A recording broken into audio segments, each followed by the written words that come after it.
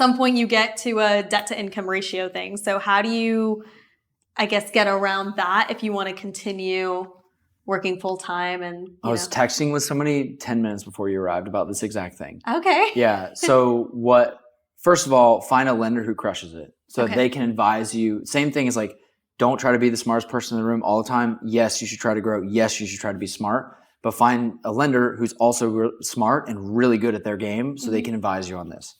That's common across the board, like attorney, accountant, people who bring you deals, wholesalers, insurance people. You always want to find that to build your team. Real estate's a team sport. Okay. So a lender is invaluable when it comes to this. But when you have less than this exact thing I'm about to describe is how I was able to buy 6 rentals in 8 months. Okay. So for each rental I acquire, they're going to apply a 25% vacancy to the mortgage, to the rent that's coming in.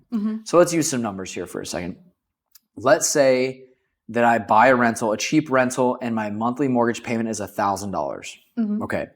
Now let's say the rent is $2,000. If they apply a 25% vacancy to $2,000, that becomes $1,500.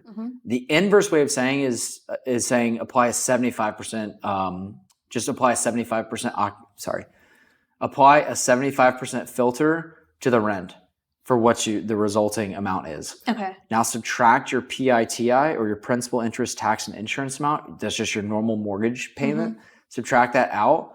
And if that number is positive that you get, so your 75% vacancy applied to the rent, in this case it's $1,500, minus $1,000 leaves us plus $500. If that's the case, it's a wash on your DTI. It doesn't count.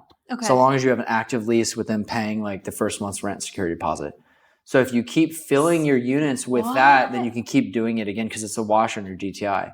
So they don't count it? They do count it, but it counts positive.